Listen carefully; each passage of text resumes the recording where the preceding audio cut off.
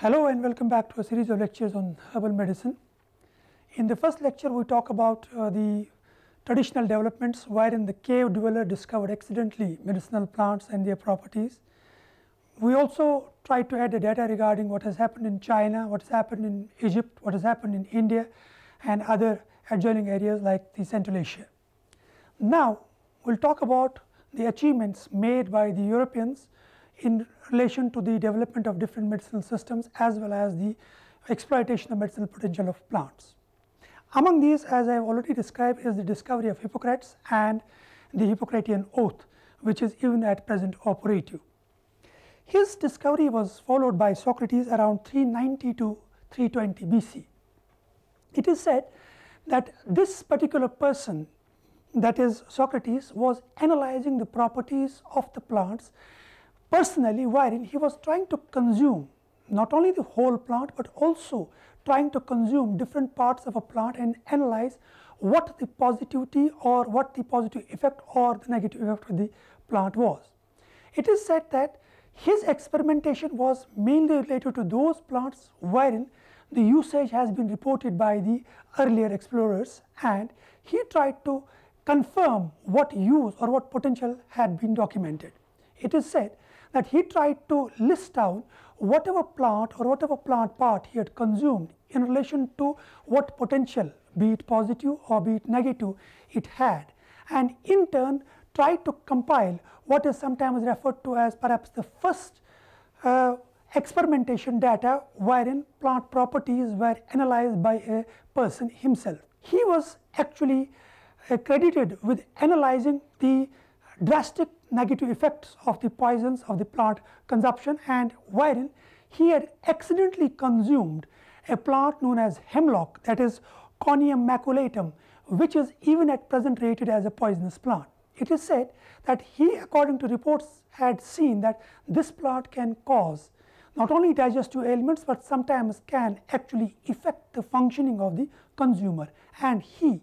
in a set upon confirming that, he tried to consume the plant. Initially he consumed the roots, then consumed the stem, then consumed the leaves, and what he in turn discovered was that the taste from root upwards was becoming more and more bitter, and ultimately once he consumed the foliage, he got killed, and that in turn was actually labeled as a plant which was responsible for the death of Socrates, and the plant was labeled as the poisonous plant.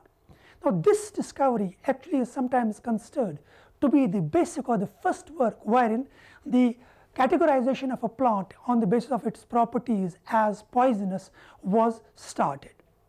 His work in turn was further analyzed as to which is the stage at which the leaf is poisonous, or which is the part of the plant as a whole which in turn either partially or fully or sometimes even drastically can affect the consumer as such. That means one can label Socrates as a person who has actually discovered the negative properties, that is poisonous nature of a plant. His work was followed by Aristotle, who from 384 to 322 BC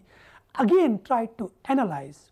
not only the plant, but also what properties these plants had. It is said that he, while analyzing the distribution pattern of the plant, that is availability, density, diversity, variation in plant's habit as well as structure, he tried to analyze as to which particular part of a plant can be useful for consumption purposes and which particular part of a plant can be also useful for overcoming certain ailments. It is reported that once during field oriented surveys he got injured, and he accidentally took leaves of a plant and tried to cover that wound, and that wound in turn he found got healed in a very short span of time. He repeated the same thing again, and the result was same, that is, wherein the leaf actually acted as not only a healing agent, but also protected the injury of the hand which was caused by accidental touching with the natural habitats, wild plants. It is said that this in turn resulted in compiling data as to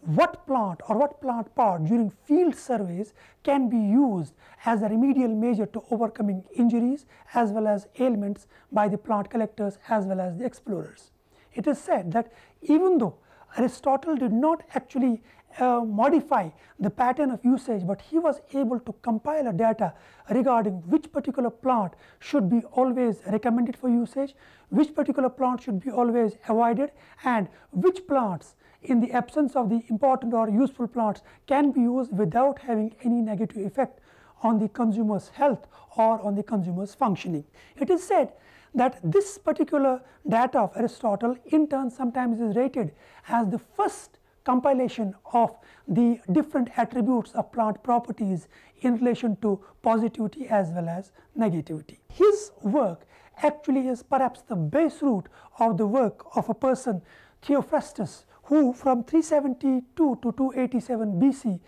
not only tried to analyze plant properties, but he was actually given the credit of starting the science of botany. It is said that Theophrastus was a person who not only analyzed what the plant is all about, but also tried to determine what basic requirements the plant has and what are the basic characters on the basis of which one explorer or a collector can actually be able to not only locate it, but also collect it and recommending the proper usage of the plant or a plant part. Generally, initially he was recognized as a botanist or as a taxonomist who helped us to identify plants as well as collect. However, he also made a wonderful discovery which is responsible for saving millions and millions of lives during World War I and World War II. Theophrastus is given the credit of having identified the opium poppy, that is botanically known as Papaver somniferum,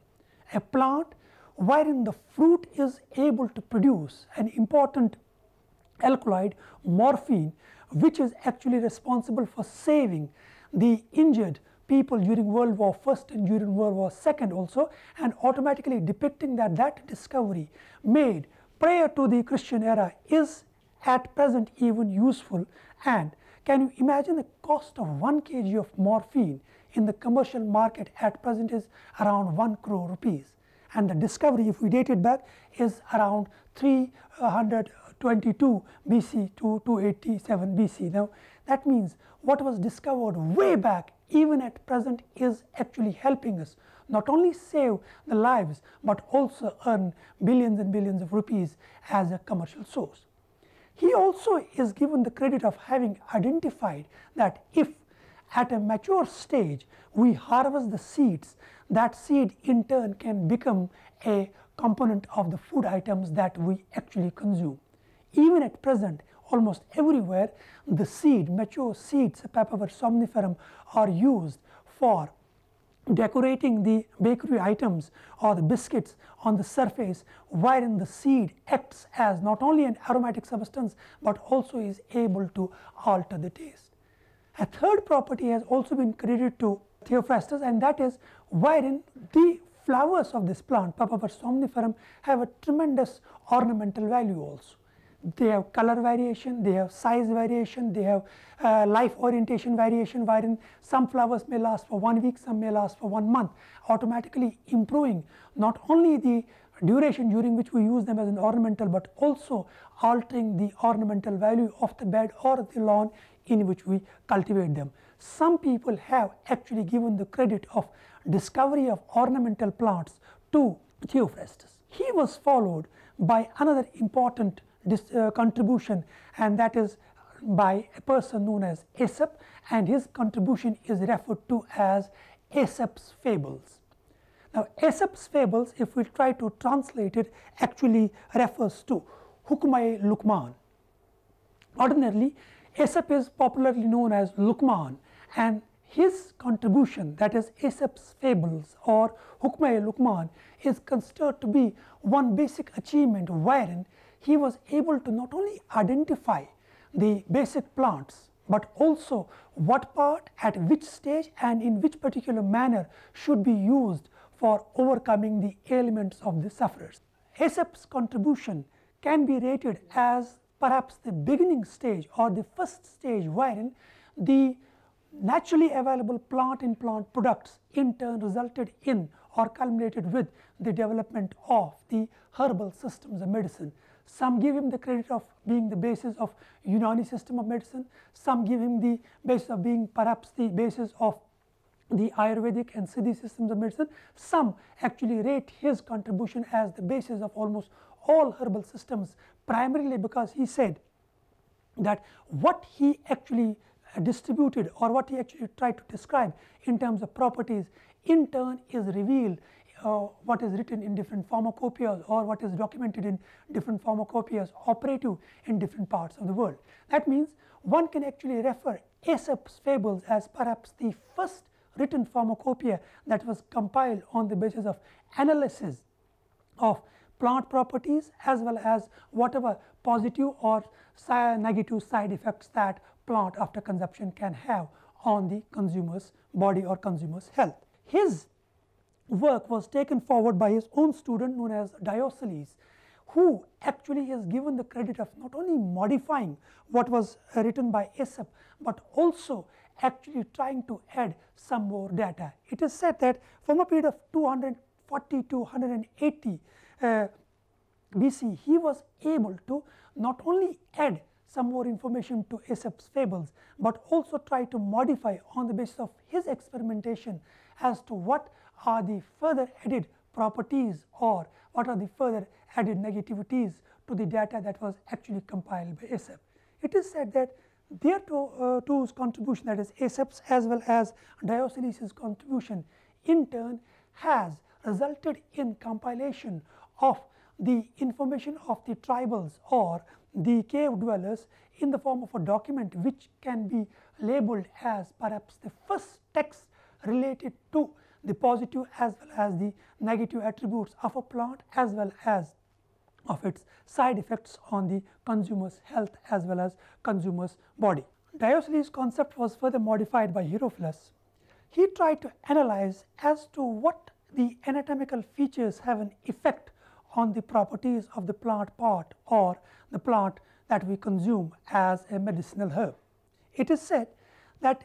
whatever plant was recommended or actually labeled as a medicinal plant or whatever part of a plant was labeled as medicinal part, he tried to analyze as to what is lying within it, and that in turn actually accepted or established the concept of analyzing anatomically what is actually controlled or contained within the plant part or a plant component. Herophilus actually introduced the concept of dissection of the human body also, wherein he tried to understand if we use a plant part or a plant as such or a particular medicinal component of a plant for treatment of the ailment, what effect that has on the interiors or on the suffering organ. That means his concept was literally to understand the physiological phenomena which are created or initiated by consumption of a medicinal component. That means Herophilus is actually a person who tried to understand not only anatomical features, but also the effect of the components of the plant or a plant part that one consumes as a medicinal component as to what positive or what negative effect it has on it. That means it is comparable to analyzing what functions are being performed by a single cell within a particular organ or within a particular part of the body, so that if its function gets altered, what sort of medicine or what sort of component is to be added, so that that component or that medicine in turn can overcome that problem. That is why sometimes Herophilus is considered to be perhaps the first anatomist of both plant as well as the animal kingdom, wherein the anatomic properties are in turn related to analyzing what problems one is suffering from or what ailments one is suffering from, and what sort of remedy or what sort of protective measures one should take, so that these in turn will help us to modify the functioning of the particular organ or that particular system. His contribution in turn was followed by Eratosthenes. Now, Eratosthenes is given the credit of actually understanding the physiological phenomena. When we talk about physiological phenomena, it means what is happening within the body after we consume something. For example, if we take a medicine, if we consume a tablet or a capsule or a syrup or take certain juices, do these juices directly affect the organ of the body which is suffering from ailment, or first of all that particular medicine or that particular component is to be absorbed by the body and then conducted or conveyed to the organ that is suffering. He tried to analyze, once we add something to a particular part of the plant, will that addition alter the structure or function of that part or not, and if it does alter automatically, its addition to or its consumption by the humans in turn will alter that also. He tried to analyze the physiological properties of all medicinal plant components to see what effect they have on the functioning of the organ or for the treatment of which that particular component was used. Eratosthenes was trying to understand if we consume regularly one particular part of a plant as a medicinal herb or a medicinal component, will that positively always affect, or its excessive consumption in turn can convert the positive effect into a negative effect also. That is something that we at present try to reanalyze, wherein doctors usually recommend that one should take medicine at such a such duration and only such a such quantity should be consumed. And for that, automatically one can highlight the contribution of Eratosthenes, wherein he tried to analyze what the physiological effects of a particular medicine on the consumer's health or consumer's system or consumer's organ were. His analysis in turn revealed not only the quantity of consumption of a particular medicine or a drug, but also the pattern of consumption. That is, he has recommended himself which plant part should be consumed as such, that is in the solid form, which plant part should be boiled so that whatever extract is oozing out, that extract should be consumed, so that that in turn has a positive effect on the part of the body or the organ for the treatment of which it is being used. That means physiological understanding of medicine is actually dated back to the Pro-Christian era, wherein it is actually given to the Eratosthenes, so that his contribution in turn is at present also regarded as the most useful. He was followed by the discovery of a poison that is referred to as Theriaca, and that was actually discovered by a person known as Nicander, who was able to discover as to a single component of a plant part which was responsible for causing either ailments or sometimes even death of the consumer. He was trying to analyze the effects of the plant parts used for treatment of different diseases and different ailments, and in that analysis he found that if some particular part of a plant or some particular component of a plant is excessively consumed or consumed at a stage where its structure or its developmental pattern is not complete, it can in turn negatively affect the part of the body for the treatment of which it was used, automatically revealing that he was able to understand what the poisonous property of that plant part or that plant organ or sometimes even the plant production is. His contribution sometimes is referred as the component or the concept wherein we can not only understand as to what should be the method of treatment that one should always follow, but also what parameters or guidelines should be followed by a medical practitioner wherein he is dependent upon the naturally available herbal medicine or other naturally available sources as remedial components or remedial measures. His concept was followed by a very unique concept that is even at present operative, and it was introduced by a person known as Asclepiades around 124 BC. He introduced a concept which at present is considered perhaps the best possible attitude or property of a medical practitioner, and I will quote his words. He coined three terms: situ, tutu, et jucunde. Meaning of these words is that whenever a person is suffering, he should be treated promptly. That means situ means promptly, and safely, that means tutu means safely, and the jucunde means pleasantly. That automatically means his concept was that the physicians or the doctors should try to overcome the ailments of a patient not only promptly, but also safely as well as pleasantly. That means the attitude of the doctor should actually be so pleasant that the patient should always enjoy the treatment. It is said that his concept is based on the fact that when he handled the plants properly, that means he tried to domesticate the plants, cultivate the plants, harvest them properly, the product or the quality of the plant was seen wonderful. And in turn, when he saw that he treated the patient properly, tried to provide him proper guidelines, that in turn helped him to overcome the ailments as soon as pleasantly as was possible. Now, this practice even at present is operative, wherein not only the attitude of a doctor, but also the way he talks as well as behaves with the patient is considered to be perhaps the best property of a doctor, and usually you will see large number of patients visiting those doctors whose attitude as well as language is pleasant. He was followed by Thomison, who introduced what is referred to as a Methodist school of treatment. Methodist school of treatment actually refers to a concept wherein the patients or the sufferers, according to his concept, should be methodically analyzed. That means, we should not listen to what the patient says, but also try to analyze as to what the patient is suffering from and what are the basic reasons. Sometimes it can be related to consumption of some negative element or being exposed to negative conditions, and he is the person given the credit of understanding the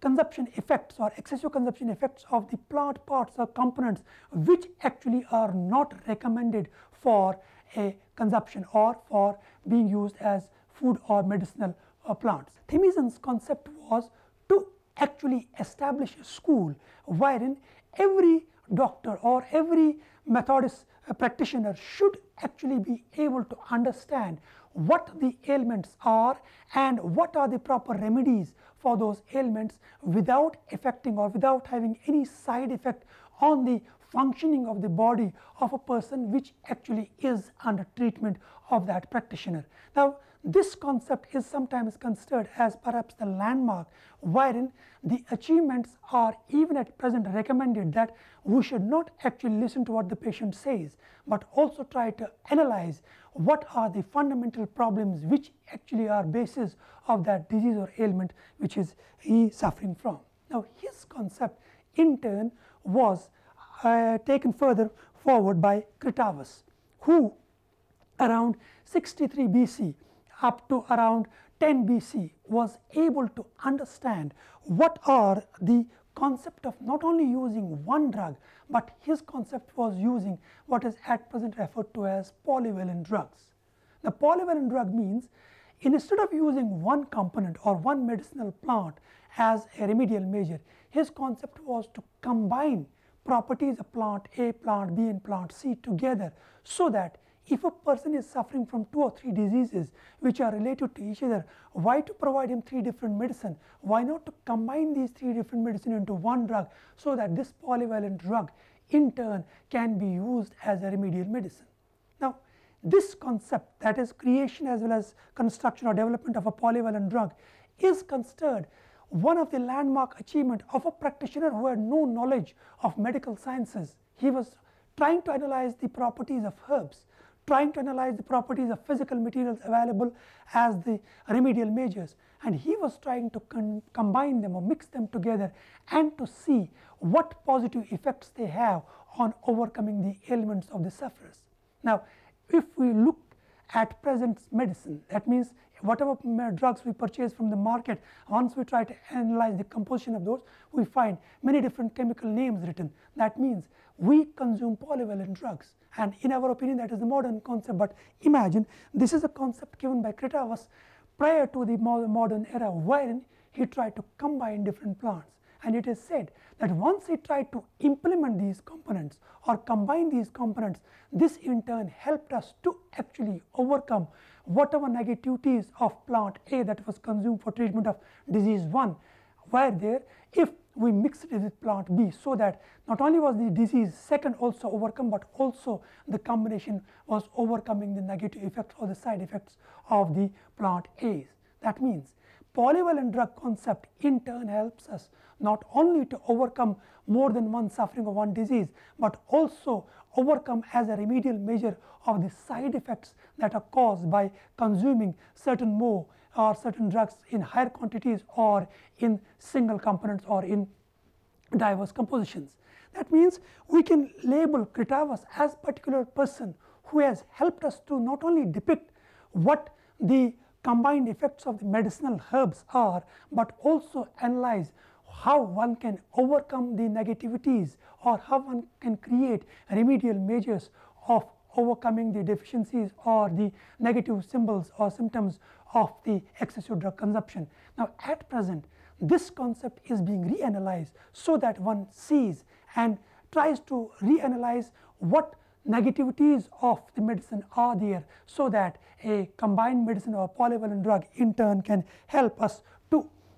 modify the systems of medicine. Some people also give him the credit of being responsible for adding, in addition to the plant